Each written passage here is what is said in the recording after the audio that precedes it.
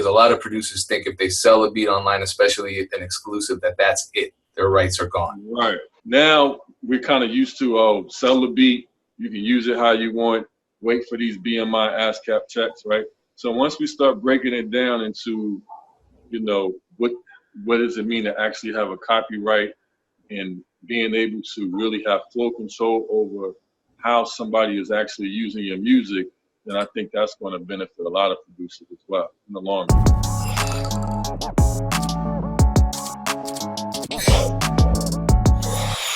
I try to stress to, even when I'm online on Instagram, writing and stuff, like my main thing is to try to stress to producers that music production and business runs parallel.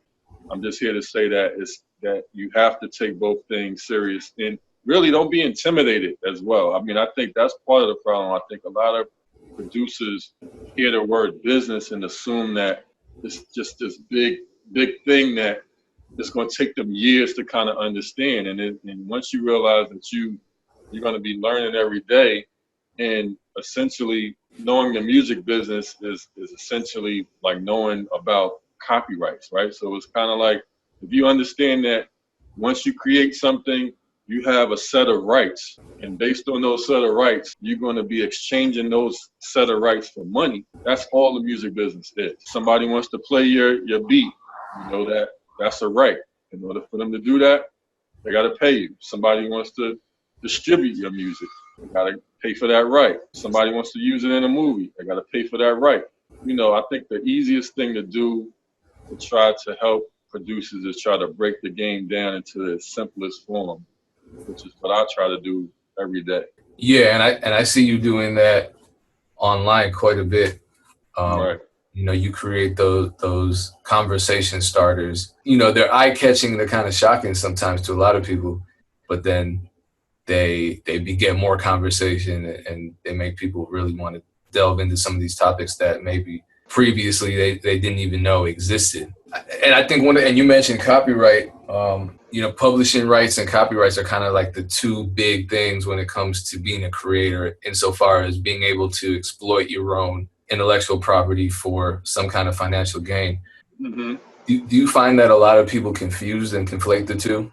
All the time. I mean, that's, and again, I think that's part of the problem. They hear these big terms and get instantly intimidated. You hear copyright, you hear publishing, producers get, defensive when they hear publishing because they heard nightmares, heard bad stories about things. So they, that's the number one thing. I got my publishing. I'm signed to ASCAP or BMI, and I'm telling that doesn't mean that you're a publisher, But again, it's just separating or simplifying the business into small little terms and little points that they can kind of inhale, easier. Because I get it. I was there, I literally, when I started, I was in college, and when I started with Cameron, and we all started. I graduated in May, and literally got a production deal in September of the same year. I was just kind of, thrown into the game, and that was a good thing. It was a blessing, but at the same time, I was kind of like thrown into the game. So, I had to learn real fast about things, and I just reflecting on it now. Just learning and paying attention to the small things, I think, is what can help the producer. Just don't be scared. Publishing is a good thing. Start taking a negative connotation off of certain things, because I think we also do, a disservice as well, just with all of the different myths going on, and I mean, we talk about the same stuff all the time, if you sell your beats online, and are you selling, are you giving your rights away and all of that? It's like, calm down, simplify it, just understand that you have certain rights, and just understand that you have to exchange those rights for money. That's something that you brought up, and I thought, wow, that's really, really relevant. I plan on making a quick video on that very soon. Mm-hmm. But with this new economy of online beat sales comes an entirely different generation of people who have never worked inside of the industry and have therefore maybe not felt a need to educate themselves in the same way, because, you know, when you get into the industry, you're selling beats, and the industry, conventional wisdom says get a lawyer, you know what I'm saying? Conventional wisdom says be scared, you know, Right. you know what I mean? So in those scenarios, producers tend to have their guards up. Whereas on the internet, you're working for yourself. You're not working necessarily with major labels. For the most part, you're just working with individuals who might know even less. And as a Right. result, I think a lot of producers selling online, from my experience, just in talking to them all the time, might have less of a foundation of music industry knowledge, even though it's all the same thing. You know, no matter what, copyright is the same, publishing is the same. Right. And it's interesting because I saw that that Instagram post about the term selling beats online, right? You said that that's Right. a misleading term. What did you mean by that? I think that's such an important distinction to make, because a lot of producers think if they sell a beat online, especially an exclusive, that's it. Their rights are gone. Right. Yeah, man. That's again, that's going to that whole term of selling beats and just the whole thing. It's very misleading because you're not selling beats. You're creating a copyright. That's what you're doing when you're creating an original composition. You're creating a copyright. Once you create that copyright, now you have certain rights. Now you can transfer those rights to somebody else, and they can have full ownership. But other than that, you own the copyrights, and you are essentially exchanging or exclusive rights to different rights within the copyright, if that kind of makes sense, right? So, yeah, the whole thing is when, you know, instantly I know producers say I'm selling beats, so they just make it so transactional, right? Which is, and I kind of think that, you know, when I would say my generation, before actually selling beats online was a thing, even we used to use that term. I'm selling beats, even when we were dealing with artists, because I guess that was the easiest thing to say. But I think now it's time to kind of reverse that, especially with technology nowadays. And like you was just saying, that a lot of producers today aren't even dealing with major labels and major artists. You know, you can sell beats online, quote unquote, with you know, and still make a good living.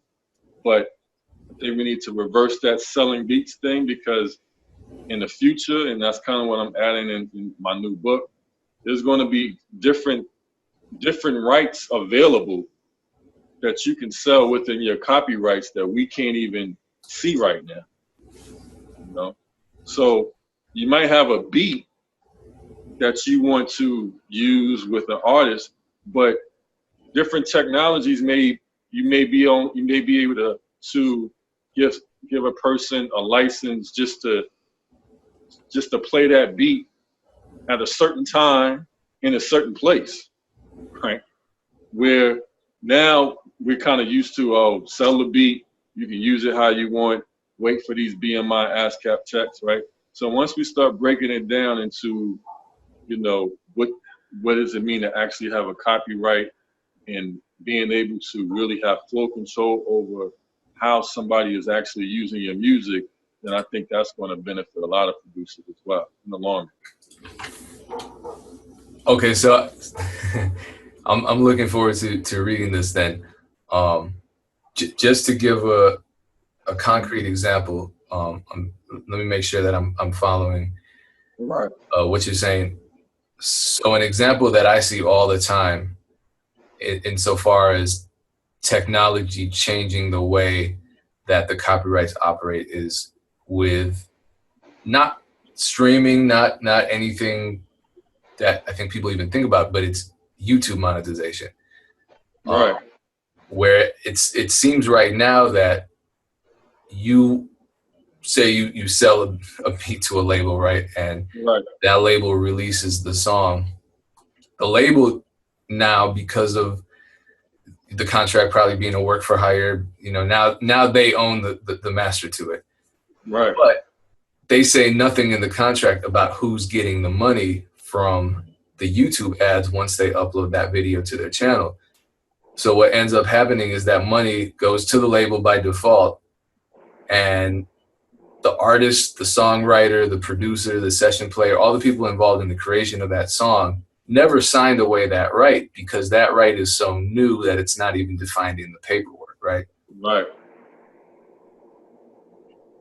That's something that I think is going to have to start.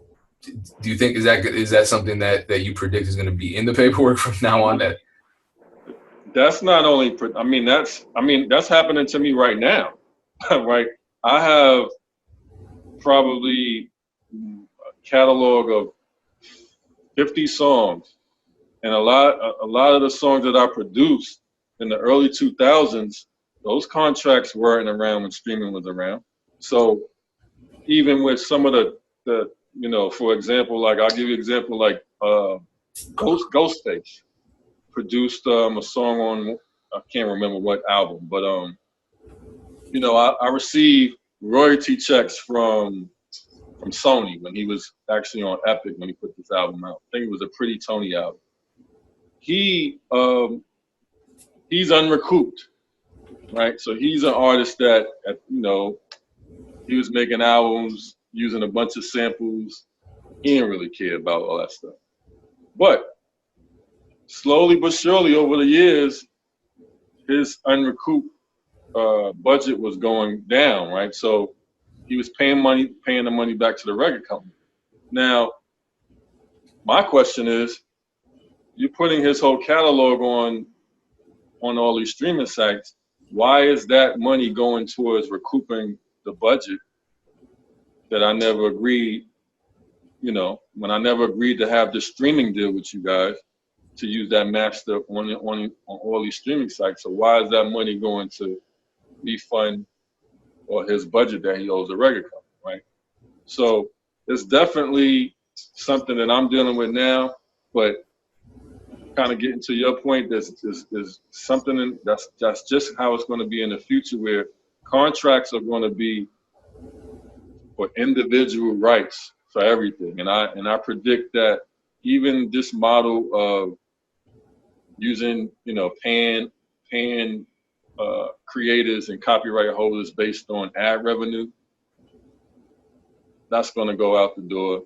I see like streaming, like on Netflix. One of my questions is, Netflix knows how many times somebody watches a movie on it.